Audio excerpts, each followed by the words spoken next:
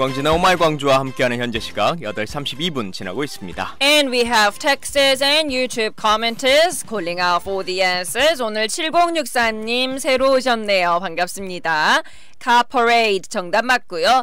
마눌님 소개로 청취합니다. 저녁같이 식사하는 즐거움을 맛보게 식사권 타면 영광이겠어요. 이렇게 해주셨는데 아마 타게 되실 거예요. 축하드려요. 7043님도 이제 기아 선수들 직접 볼 수 있는 좋은 기회네요. 꼭 직관하고 싶어요. 특히 김도영 선수 보고 싶습니다. 이런 말씀해 주셨는데 4154님도 가을을 만끽하는 카퍼레이드 멋질 것 같습니다. 기아 최고, 광주 최고, 오마이 광주 최고 이런 힘나는 응원의 말씀도 주셨네요. 김도영 선수가 우승하면 공약을 뭘 걸 겁니까? 라고 했더니 뭘 우승 공약으로 걸었을 것 같아요? 아 이거는 제가 상상하기가 좀 어려울 것 같은데 저희도 들으면서 되게 상상하기 어려운 그 공약을 하더라고요. 어떤 거죠?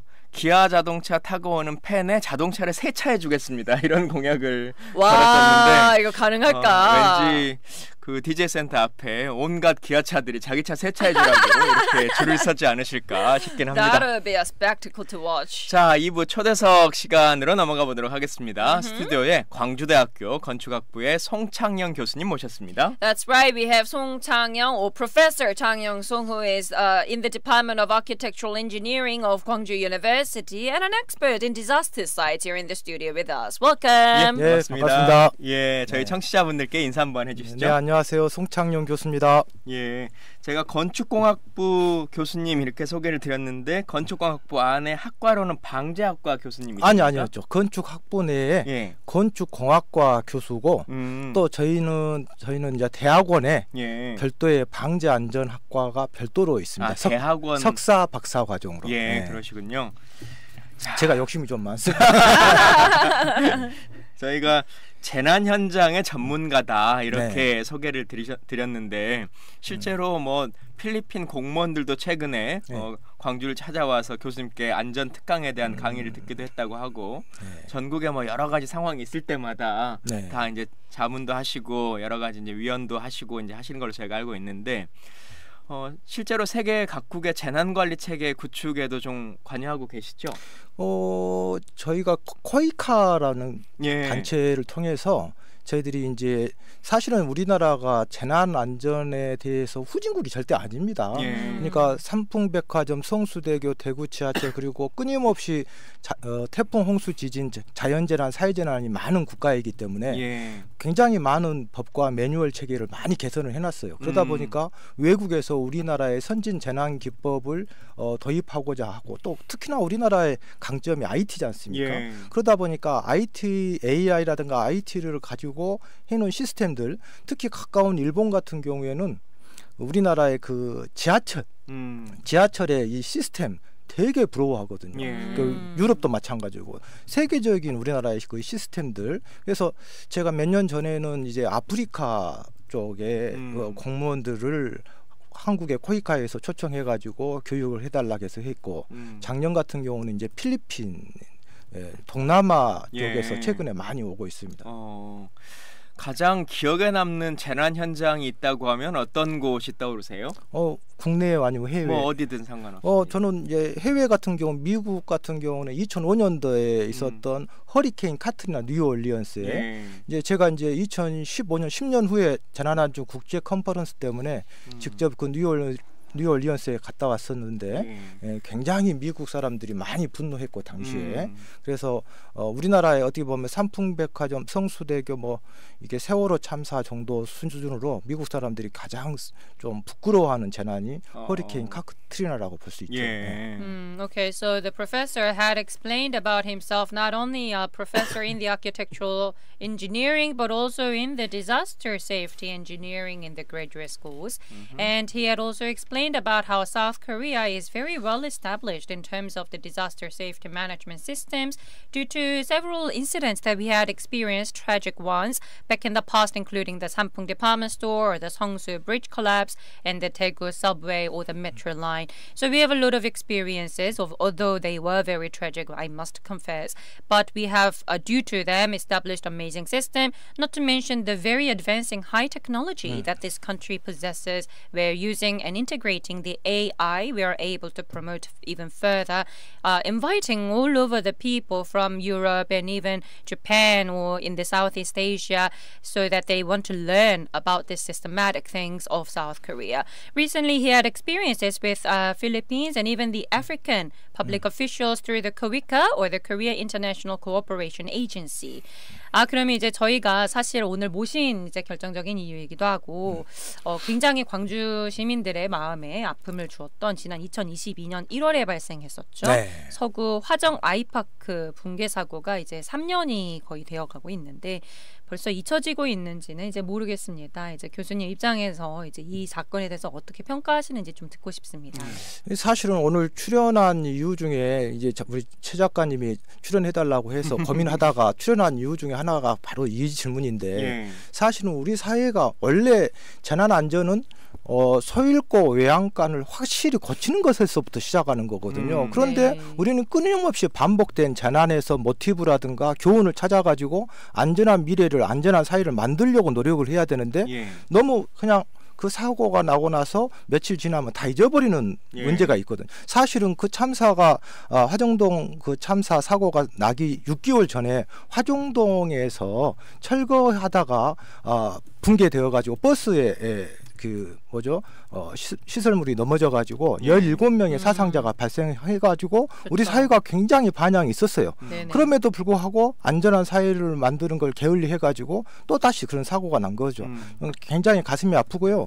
저는 이런 참사 사고가 날 때마다 제가 자꾸 주장하는 게 뭐냐면 중앙사고 조사 개선위원회를 좀 만들자. 중앙사고 조사개선위원회. 네, 제가 개인적으로 만든 용어인데 무슨 얘기냐면 이 위원회는 대통령실이나 민주당이나 국민의힘이나 검찰이나 경찰이나 언론이나 그 어떤 눈치도 보지 않고 그야말로 과학적이고 기술적으로 또 소프트웨어적인 법제도가 뭐가 잘못되어 있는지 아니면 시설에 뭐가 문제가 잘못되어 있는지 우리가 정확하게 조사를 해서 그걸 개선을 하는, 그래서 끊임없이 우리 사회가 뭔가 변화가 되고 진화가 되어줘야 되는데 지금 참사가 생기면은 원인 규명하다가 세월 다 가버린 거 아닙니까? 우리 사회가 뭔가 시스템을 좀 개선해야 될 것 같아요. 앞서 말씀 중에 이제 그 처음에 일어났던 사고는 화정동이 아니고 학동 그렇습니다. 참사였죠.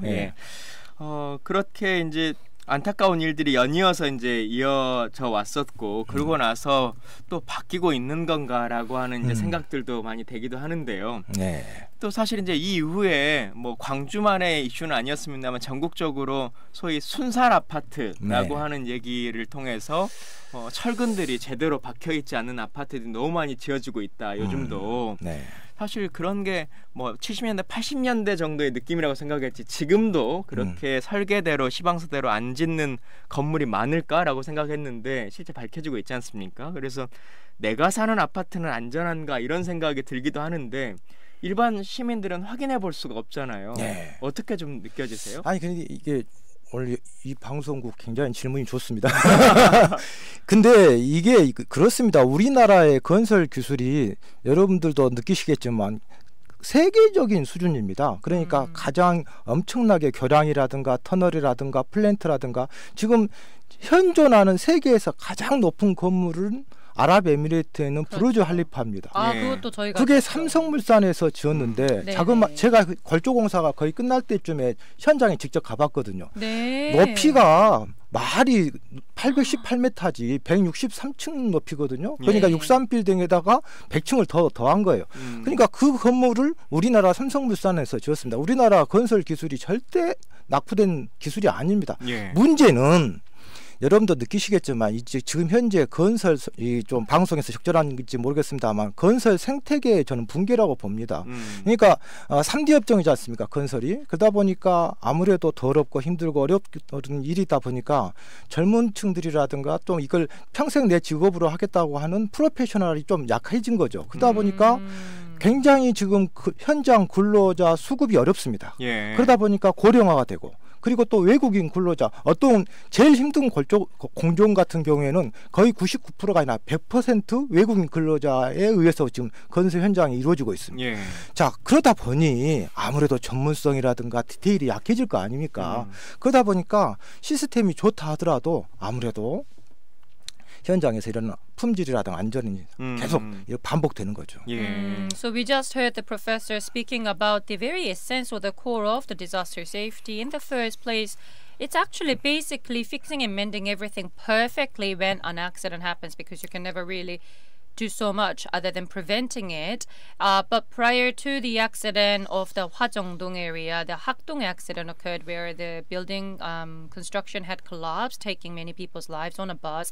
But still, even afterwards, there were not a lot of things that were done perfectly, which had resulted to this another accident of Hwajongdong. So he's actually suggested Central Accident Investigation Improvement Committee to be established, where they do not have to be stepping on anybody's toes of the presidential office, any of the parties of the politics, or even the media or the police, but they will be able to do a very thorough investigation, both scientific, technological, where software and the hardware, including the very infrastructures, will be able to be investigated.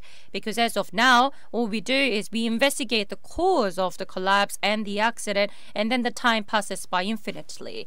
And he'd also very pointed out a very essential thing, because this whole construction ecosystem is basically lacking professionalism, as it is considered to be the 3D, like difficult, dirty, and not very favored by a lot of people. So professionals lack, and a lot of the percentage, or about 80 to sometimes 100% of all the workers that are working there are actually foreign laborers who have come without so much of professional knowledge, where this is all leading to such accidents.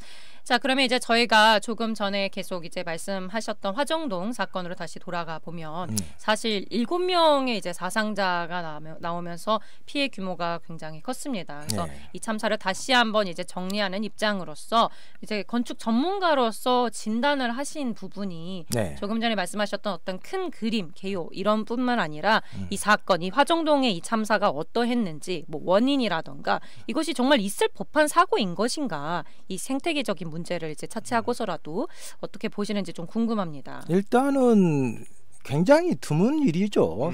우리나라에서 그런 일이 있을 수가 없었는데 있었고, 저는 이제 그때 당시에 거의 한 달 동안 매일 거기 출근을 할 정도로 각종 언론에서 인터뷰도 요청이 들어왔었고, 또 그 광주광역시에서 당시 시장님이 좀 도와달라 해가지고 자문위원으로 해달라 해서 현장에서 이제 지원을 하고 관련된 법과 매뉴얼을 어떻게 보면 이제 컨설팅을 해주는 역할을 했었는데, 사실은 이제 제일 큰 문제는 공사 기간이, 제가 거의 현장에서 가서 보고 여러 가지 자료들을 보니까 한 2달 정도 지연이 되고 있더라고요. 그러니까 그 2달을 따라잡기 위해서 어떻게 보면 속도전을 하게 된 거죠.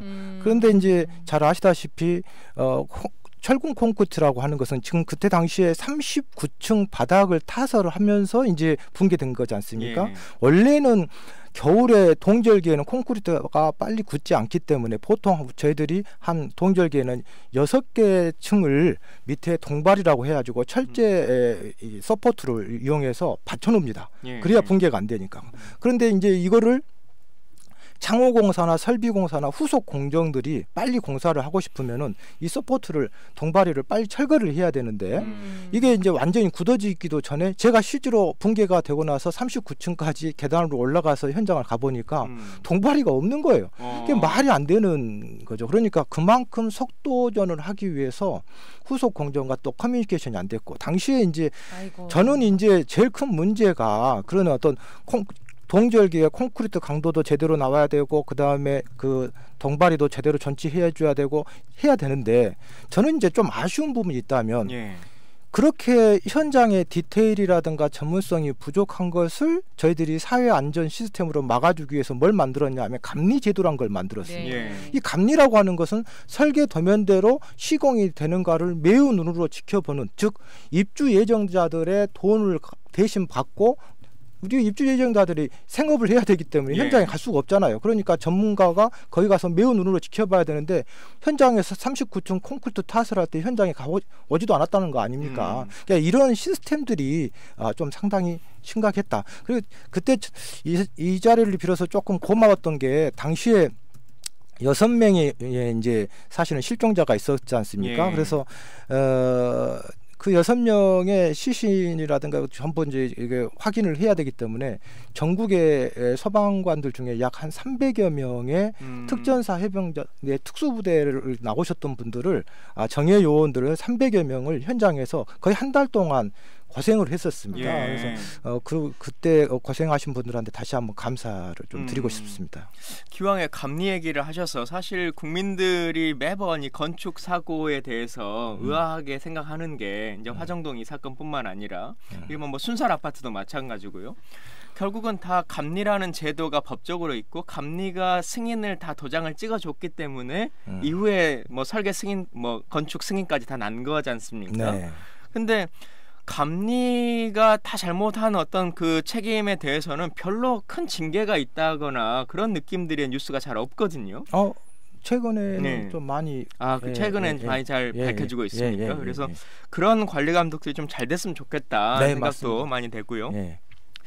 이후에 이제 화정동 아이파크가 좀 어떻게 되는가 시민분들 좀 궁금하실 것 같은데 사실 이 철거 부분도 사고가 났던 부분만 철거한다, 전체를 다 철거한다, 그 동만 철거한다, 뭐 옆동까지 철거한다, 뭐 말들이 워낙 많았어서 최종적으로 어떻게 결론이 났는지 헷갈려하실 것 같아요.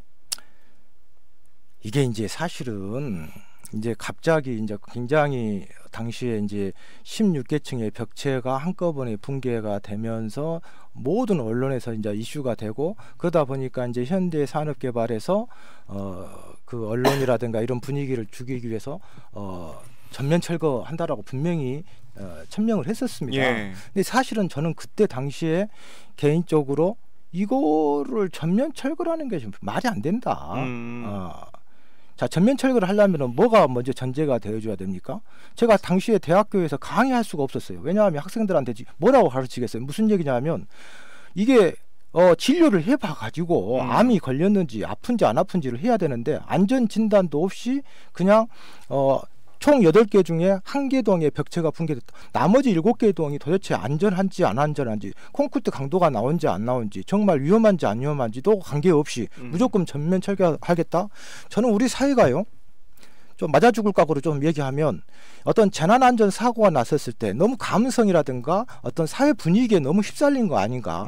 냉철하게 어떤 이성적으로 어떤 거에 대해서 접근을 해줘야 되는데 이런 것이 좀 부족했던 것 같아요. 저 어디 언론에 보면 제가 장문에 기고문을 썼었던 것도 기억나는데 사실은 거기 7개 동 안전진단 했으면 지금 이제 지나간 이야기지만 매우 제가 현장에 가봤는데 매우 안전했거든요. 근데 어찌됐건 사회적인 분위기 때문에 철거를 했다고 하는데 전면 철거했다라고 하겠다고 했다가 살짝 발을 빼서 지금은 어떻게 됐냐면 이제 협의해가지고 지금 현재는 지금 지하층부터 저층 부위는 라면조락 해가지고 우리 일반 이 사무실처럼 기둥과 보가 있는 구조고 그 다음에 이제 저층부부터 고층까지는 벽식 구조입니다. 그러니까 아파트처럼 돼 있는 거죠. 그래서 조금 이제 입주 예정자들과 협의를 해가지고 사실은 전면 철거를 해버리면 지하 터파기부터 하면은 공정이 매우 많이 지연이 돼버립니다. 그렇기 때문에 지상층의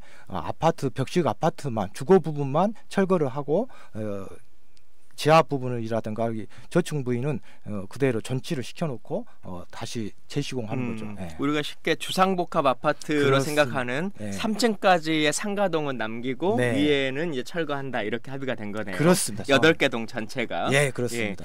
그러면은 이제 2025년부터 주거층에 대한 재시공도 본격화된다고 하는데 그렇게 이제 지어 올라가는 거는 안전상의 큰 무리는 없을 거다라고 생각하는 게 교수님 생각이신 거죠? 그렇습니다. 이제 다만 이제 중간중간에 안전 진단도 제대로 이제 해야 되겠고 그다음에 좀 그 재시공 할 때 굉장히 이제 한번 우리가 밤영 교사를 경험을 했지 않습니까? 예. 그래서 제대로 해야 되겠습니다. 예. Right. So what he had told or shared with us is that after the accident, he had visited the on-site and it was actually found out that they were actually 2 months delayed of their process, which actually resulted in everything being processed in a haste where the supporting standing infrastructure was removed, lacking safety diagnosis, sense and communication. As of now, all the other 7 units of the buildings are considered to be safe, so only the lower parts will be removed and demolished and the upper parts will remain. 조금 전에 이제 말씀해주신 이런 내용들이 이제 진행이 되는 가운데에 네. 정부와 지자체의 이제 역할도 분명히 중요하게 좀 두각이 될 것 같은데 어떻게 평가를 하십니까? 이게 이제 굉장히 또 이것도 중요한 질문인 것 같은데 사실은 헌법 제34조 6항에 보면 국가는 재해를 예방하고 그 위험으로부터 국민을 보호하기 위하여 노력해야 된다라고 돼 있고 또 재난 및 안전관리 기본법 25조 2항에 보면 이 지자체장은 그 지자체 자기 지자체의 어떤 재난의 예방, 대비, 대응, 복구 이런 모든 책임을 전부 다 우리가 1592년도에 임진왜란이 일어났을 때 당시 왕인 선조가 한양에서 대응한 것이 아니라 현장 지휘관인 이순신 장군에 의해서 대응된 거지 않습니까? 예. 결국은 중앙정부는 그러한 재난안전에 대한 큰 틀을 만들어주고 히딩크 감독이 돼야 되고 실제로 태극 전사들은 지자체가 되어야 되는데 저는 지자체의 이 장들이 말로만 안전 하는 것은 아닌가. 이 재난 안전에 대해서 좀 관심을 많이 가져줬으면 좋겠다라는 좀 아쉬움이 있습니다. 예, 네. 정부와 지자체도 이제 말씀해 주셨는데요. 마지막으로 우리 방송 같이 보고 계신 청취자분들께 마지막으로 하실 말씀 있으면 해주시면 좋겠습니다. 이제 우리 사회가 결국은 저는 재난 안전은 선제적인 복지요, 선제적인 행정이라고 생각합니다. 그 어떤 교육, 인권, 복지, 노동, 환경 아무리 잘한다 하더라도 안전 사고가 나버리면 굉장히 힘들어지지 않습니까? 안전에 대해서 조금 많은 관심을 가져줬으면 좋겠네요. 예, 말씀 감사합니다. 지금까지 광주대학교 건축공학부 송창영 교수님과 함께했습니다. 감사합니다. 네, 감사합니다. 오늘의 퀴즈 정답은 3번 카퍼레이드입니다. That's right. The answer for today's quiz is number 3, Car Parade. We have winner 7063 7063님 축하드립니다. 스테이크 맛집 식사 이용권 드릴게요. 7043 7043님은 숨쉬는 초청정 마스크 드리고요. 우리 유튜브에 하하하님 김부각 선물 세트 보내드릴게요. 저희 샵 9870으로 한번 문자 부탁드립니다. 예, 세 분께 저희가 선물 보내드리도록 하겠습니다. 김선희 리포터 오늘도 수고하셨습니다. 감사합니다.